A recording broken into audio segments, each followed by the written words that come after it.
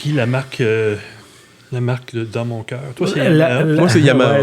La marque de tous motards. En fait, c'est quand on a une moto d'une marque, ça vient de notre marque de notre cœur. Là, c'est pas très... Salut tout le monde et bienvenue sur un nouvel épisode des Trois Pistons. On continue notre revue pour les modèles 2022 que l'on va avoir le plaisir d'aller découvrir au Salon de la Moto. Quand il y a des nouveautés, bien entendu.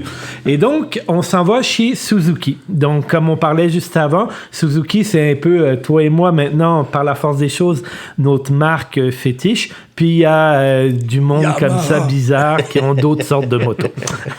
Alors on va y aller tout de suite avec un petit peu la gamme de Suzuki parce qu'en termes de nouveautés, c'est pas le Klondike, on va se le dire. Non, c'est vrai, on a été très tranquille chez Suzuki. Alors aventure, on a encore la 650 et la 1050 de Vistrom. Aucun changement. Non, c'est ça. À part des petits tarifs à la hausse, là on parle environ $1,000 pour à peu près toute la gamme. Au niveau custom, on a encore la fameuse série des boulevards, donc Boulevard C50 SET et la M109R, le Power Cruiser de chez Suzuki.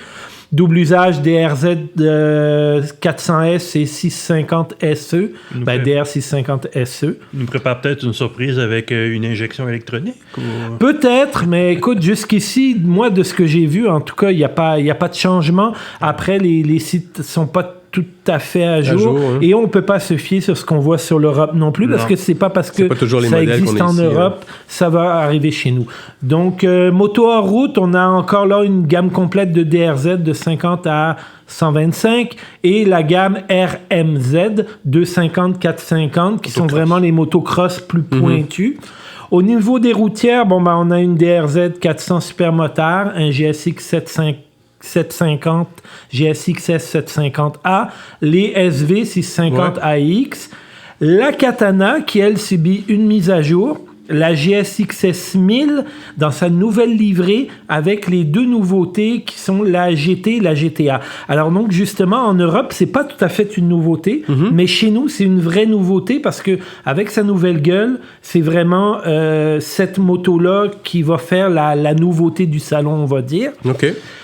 On continue, juste pour finir la gamme, Marc, après on va embarquer sur deux nouveautés. On a un scooter, malheureusement, c'est très drôle parce que j'ai regardé les statistiques de vente et au Québec, et on est l'endroit où ils se vendent le plus de scooters. C'est vrai? Et les manufacturiers nous en donnent à peu près pas. Ouais. Donc, et les scooters de ce cylindré-là, parce que c'est quand même gros, les Burgman, c'est...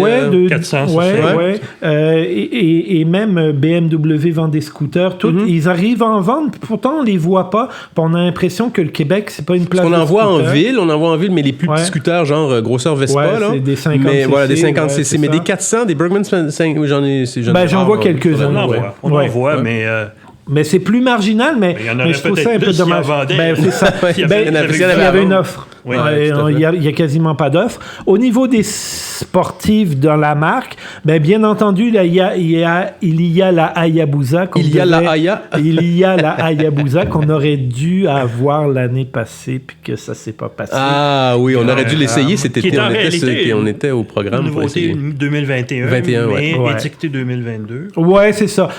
Pour ceux qui connaissent la Hayabusa déjà, vous regardez les revues de 2021, puis vous avez pas mal la 2022 en tant que telle. En tout cas, de ce que j'ai pu lire. C'est la 2022 qui est sortie en 2021. C'est ça, exactement. C'est la même chose. Elle est toute fin pratique. Une vraie fausse nouveauté. Ouais. Et puis, GSX-R 1000, 750 et 600, de ce côté-là, ça n'a pas changé. Alors, comme on veut parler vraiment de la nouveauté, entre guillemets, c'est cette mise à jour du entre guillemets best-seller Katana, excuse-moi, c'est que il faudra que vous sachiez que ça vaut déjà $17 930 au Québec. Le prix annoncé sur le site internet. Et puis je dis best-seller entre guillemets parce que ça a été un vrai best-seller, une Katana. Une Katana. Une Canada. En 1980. Oui, exactement. Dans une formule moins comment je pourrais dire, avec moins de puissance et de chevaux. GT, peut-être? Non, même pas plus sportive, mais avec moins de puissance, moins de chevaux. Je vais m'expliquer là-dessus. Je vais vous dire, on va le comparer, on va faire, je pense, un pas pire de travail là-dessus. Qu'est-ce que je peux vous dire de cette moto-là? Bon, la mise à jour du tableau de bord, ils nous vendent un éclairage diurne puis un éclairage nocturne. Okay. Donc, un blanc, un ambre. C'est joli, c'est bien fait. C'est juste que c'est l'interface qui ressemble beaucoup à celui du V-Strom. Alors, je comprends les fameuses convergences là, de plateforme. C'est ça, la standardisation. C'est ça. Mais tu as une moto qui coûte 17 930 $. Moi, il me semble que j'aurais mis un quelque chose de plus distinctif. J'aurais mis un TFT. Point barre. Je sais pas. Full couleur. Oui, j'aurais mis un TFT avec des inserts qui rappellent Katana pour le rendre un peu exclusif. Ouais. J'aurais mis un TFT. Mais c'est pas un peu, on dit en anglais, du window dressing. Moi, je sais pas, peut-être les écrans TFT, bon, oui, OK, j'aime ça, je trouve ça beau, mais dans la réalité, ça ajoute une petite touche de couleur dans ce cas-là, mais est-ce que c'est vraiment, en termes d'utilité, de fonctionnalité et tout, est-ce que ça rajoute beaucoup? Je te dirais que dans ce cas-là, ça aurait pu rajouter, exemple, avec le TFT va venir la connectivité, donc tu vas pouvoir mettre tes maps, tu vas pouvoir... je sais pas, alors que là, t'es pas capable, t'es juste pas capable. Donc, sur une moto qui est pas nécessairement designée pour aller mettre un bras RAM mount avec ton téléphone puis ton machin tout. T'aimerais avoir plus de fonctionnalités dans ton écran. Ouais, c'est vrai. Ça ferait, au final, ça fait quelque chose de plus ramassé, si on veut, si tu peux avoir toute cette connectivité-là directement sur l'écran. C'est vrai. Parce que t'achètes cette moto-là, j'imagine, parce que tu veux ce look-là un peu sportif, musclé, un peu comme ça, parce qu'elle a un devant assez massif quand même, elle a une ligne assez effilée d'un autre côté. Mais tu veux pas l'alourdir avec des cossins en bon québécois, là? Moi, j'aurais aimé un TFT. Je sais pas, je te rejoins. J'étais sceptique au début, mais je te rejoins. Je trouve pas qu'il est dégueu. Non. Je crois que TFT l'aurait amélioré. Effectivement, à 17 000, si je regarde à 18 000, disons, on arrondit à 18 000, on est au niveau de la CB1000R de Honda, qui, elle, maintenant, a son nouveau TFT. C'est drôle parce qu'on dit ça, et puis dans notre revue du CB1000R, on a remarqué qu'on a dit qu'on la préférait avec son vieux cadran. Non, mais ça c'est une préférence personnelle pour moi, parce que c'est vrai que je comprends l'idée de pouvoir ramasser tout ça dans un truc, mais comme motocycliste, moi, en fait, je trouve que c'est trop de distraction. La carte, la connectivité qu'on a d'ailleurs déjà au niveau des casques. Donc pour moi, mais ça c'est très perso là.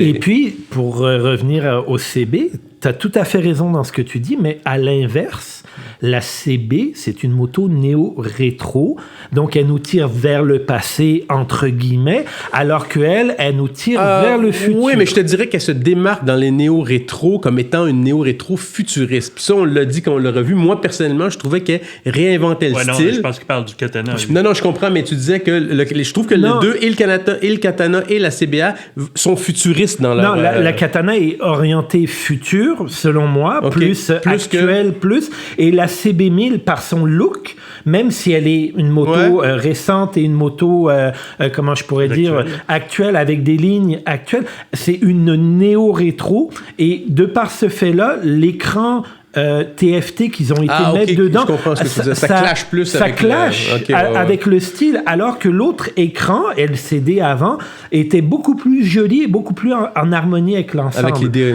Là, c'était pas la question de fonction, c'était juste pour moi une question d'harmonie. Alors que lui, t'es dans le futur. Fait que mets-moi quelque chose de futur. Moi, c'est ça. Puis, tu vas voir où c'est que je fais le lien avec la Katana pour la question du tableau de bord. Tu vas voir pourquoi, parce que sur la prochaine moto qu'on va découvrir, j'ai un gros bémol là-dessus. Check-moi ben aller, comme on dit en québécois. OK? T'as le ride-by-wire le ride-by-wire dessus, donc 3 modes de conduite. T'as un 9,99. Bon, il nous donne un nouveau profil d'arbre à cam, des ressorts de soupape. Moi, je veux dire, c'est ça. Très intéressant et quick shift bidirectionnel, donc up and down. Ça, j'aime bien. L'embrayage assisté plus performant que la version précédente. C'est bon.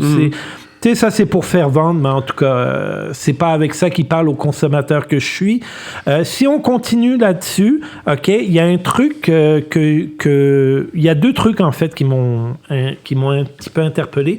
Un nouveau corps d'admission d'air à 2 volets. Eux autres disent visant à maximiser, stabiliser en air le régime et l'ouverture des gaz.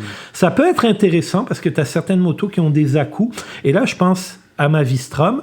C'est une moto qui donne des à-coups. Alors peut-être qu'ils avaient ce problème-là sur cette Quelque moto. chose qui règle. Et ils l'ont réglé de cette façon-là. Et c'est vraiment un gros problème sur la V-Strom. Quand on fera la revue de la V-Strom, je vous en parlerai dans quelles circonstances c'est compliqué. Mais c'est vraiment... Alors ça peut être intéressant. Et je dis pas non. L'autre chose, ils ont mis un système d'amortisseur de caoutchouc sur le T de fourche. Puis eux autres, ils disent que ça vise à augmenter le confort du pilote en diminuant les vibrations. En gommant certaines vibrations toutes. Alors, le système, comment il est fait exactement, je ne sais pas. J'ai vu la fiche technique et tout, parce que sachez que chez Suzuki, on ne fait pas les choses à moitié. C'est 43 pages de lecture, ça. 43 pages de lecture. Pour les deux morceaux de caoutchouc? Non, pour la moto au complet, le relooking. Wow, 43 pages. Je veux dire, en anglais, en plus, je saignais des yeux. Mais bon. Heureusement, ils ont été quand même assez chics pour mettre des étiquettes mises à jour ou nouveautés à côté des sujets. Il n'y en avait pas de temps. Non, mais tu sais, au demeurant, puis on est chanceux, on les a, ces choses-là. OK? Mais c'est 43 pages quand même. C'est quand même... C'est pas un bac. Ouais. C'est une moto. C'est pas la ligne de moto complète. C'est ça. Non, c'est une imbécile. Et donc, moi, plutôt que... Bon, oui, le retour pour les vibrations, j'ai pas de trouble. Ce que je voudrais savoir, c'est est-ce que ça gomme un peu l'information qui remonte du train avant? Alors, j'ai pas essayé la Katana. Je sais pas quel était le retour d'information de cette moto-là dans la version précédente, mais d'aller mettre un insert de caoutchouc quelque part entre le guidon puis la roue, je sais pas. Les tests ont dû être faits. Ça doit être très bon. J'ai aucun problème avec ça. Mais je serais curieux de faire la différence entre les deux. J'imagine qu'il y avait des vibrations à certaines fréquences là, sur un 4 cylindres en plus. Fort probablement. Qui venaient à déranger le pilote. Puis en plus, c'est une position qui est sportive quand même sur le Katana. Donc, est-ce qu'on est penché un peu plus en avant? C'est dur à dire, on l'a pas essayé. Évidemment, pas une moto sport, mais je comparais ça par exemple au CB là, qu'on a utilisé. Est-ce que c'est... et c'est le cas, on a un peu plus de poids? 750. Ouais, ben ça va être de voir. Écoute, la minute qu'on va pouvoir l'avoir en main, on n'a pas eu accès aux produits Suzuki cette année, malheureusement. On aurait dû, pour différentes raisons qui ne sont pas en lien avec nous, on n'a pas eu accès à ces produits-là. L'année prochaine, donc ça sera testé, parce que c'est vrai que ces motos-là, s'ils sont des vibrations à haute fréquence et qu'il y a un peu plus de pression au niveau des poignets, c'est vrai peut-être qu'à ce moment-là, ça règle un problème de confort au niveau des mains. Là. Et puis tu vois, vu que c'est pas une moto qu'on a essayée, bon, ben, elle pèse 215 kg, la selle est à 825 mm, mais dès que j'ai scrollé mon écran, ça t'a attiré. On ne l'a pas essayé, donc on ne peut pas le savoir, mais le réservoir, c'est 12 litres. C'est sûr qu'ils n'ont pas inversé les deux chiffres? Non, 12 litres. J'ai vérifié 42 fois.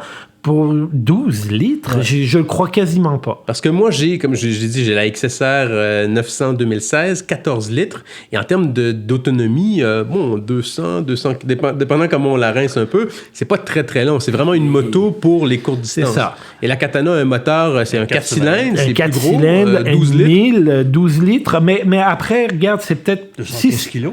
Ouais, si c'est mon erreur, je m'en excuse, mais je vous dis, j'ai vérifié genre 3 fois. Ouais.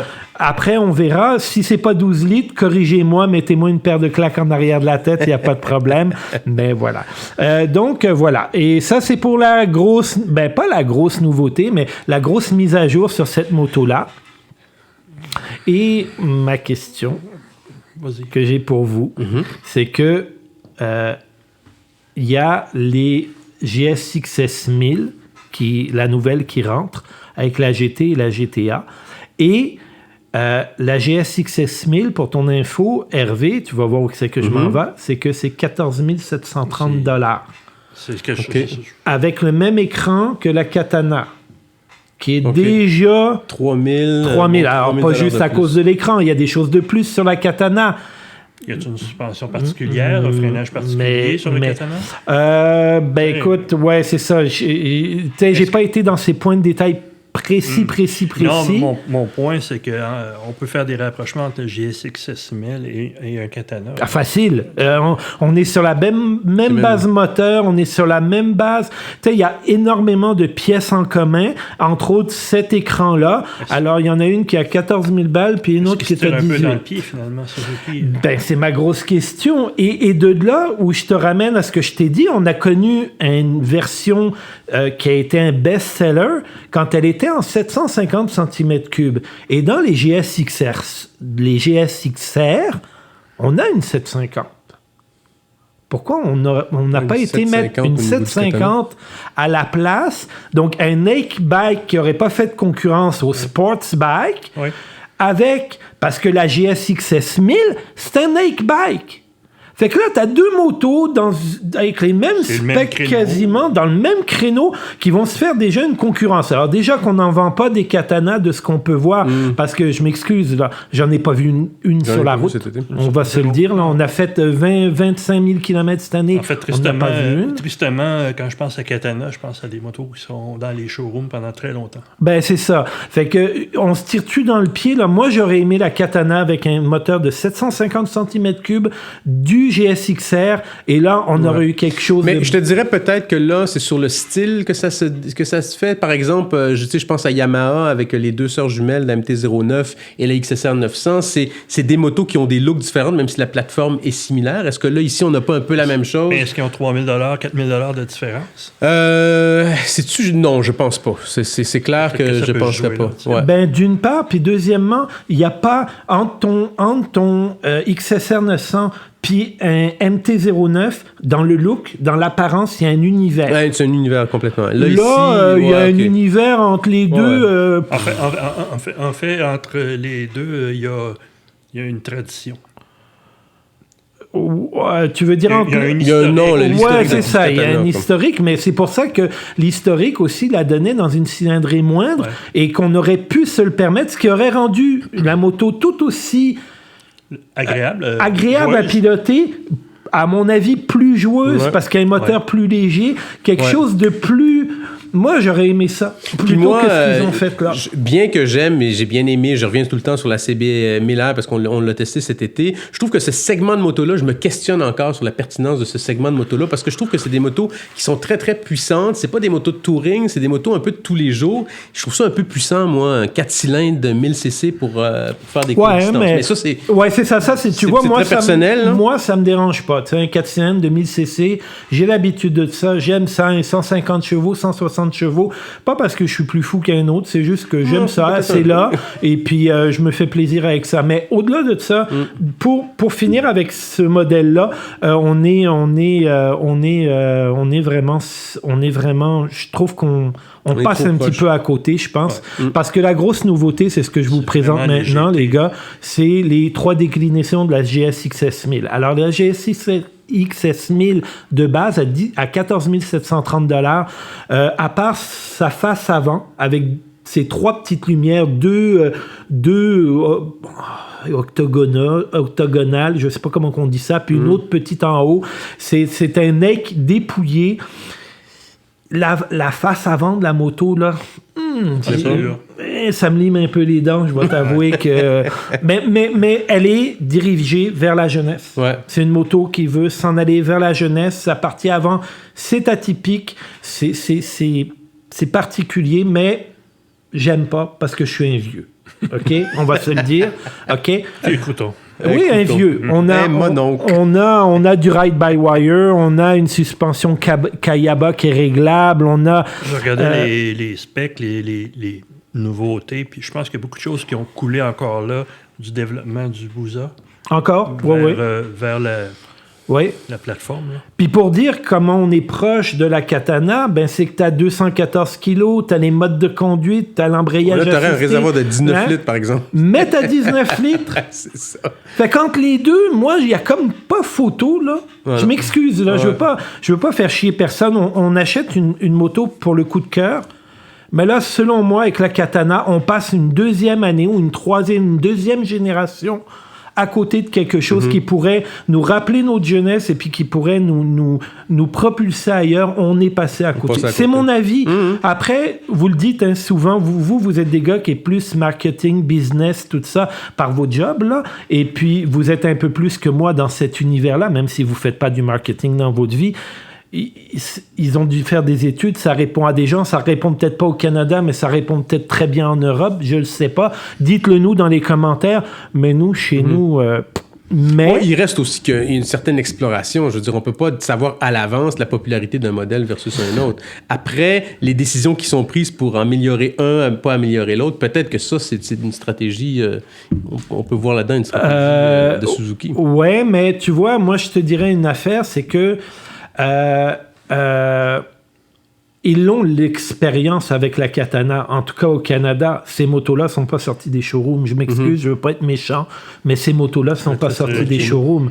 Alors tu sais, à un moment donné, je me dis, je sais pas, moi, tant qu'à faire ça, tant qu'à faire une grosse mise à jour, je serais allé ailleurs. On s'en va sur les GT, GTA. Là, c'est une vraie révolution. Des belles bécanes, un look crassé, écran TFT 6.5 pouces avec l'intégration Apple Android, tout ça. Ils ont une application nommée MySpin qui est sur ton cellulaire. Ça augmente l'expérience. Alors, c'est pas trop clair parce que je l'ai pas essayé, mais je veux dire, c'est quand même intéressant. Et là encore, quand même, la moto fait 226 kg, 810 mm de hauteur de selle, donc une moto encore plus accessible, pas trop lourde. Tout est beau, tout est bien fait, tout est chic, je trouve, des premières photos. J'ai très hâte de la voir en vrai. Là où je me pose une petite question, c'est qu'ils ont mis une GT puis une GTA.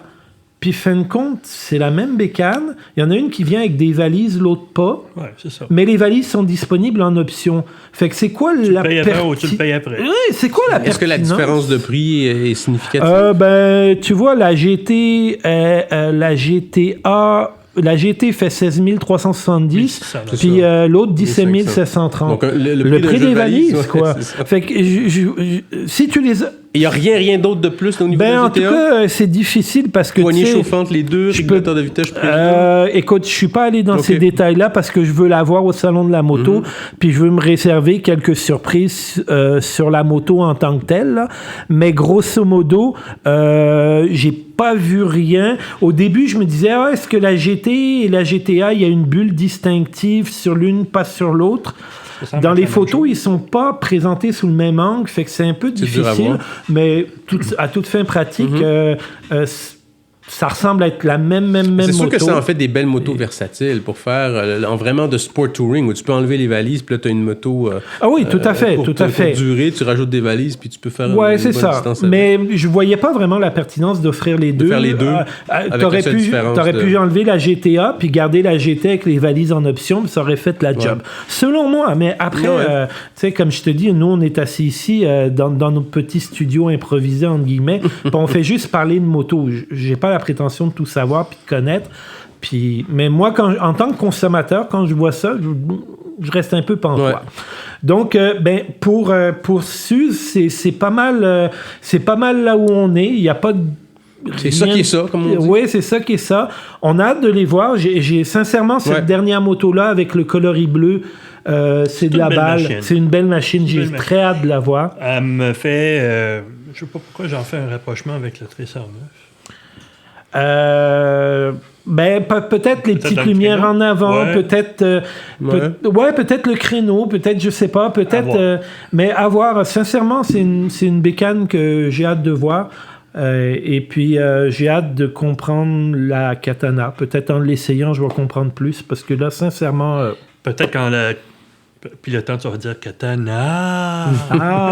Peut-être. C'est sur ces bonnes paroles que moi je vous dis, parce qu'il en a d'autres à nous faire comme ça, et on n'y tient pas. On like, on partage, on s'abonne, on nous rejoint sur les réseaux sociaux. Vous nous laissez vos commentaires. Downloadez ça sur votre téléphone pour écouter un podcast en conduisant votre voiture, en pilotant votre moto. Exactement. Très bonne idée, parce qu'on nous retrouve sur plein de chaînes. Allez dans la description, vous allez toutes les avoir là, les liens pour les chaînes de podcast. Et puis sur ce, messieurs, c'était Marc-Antoine. C'était Hervé. Bonjour. Au revoir. Au revoir. Ciao, ciao.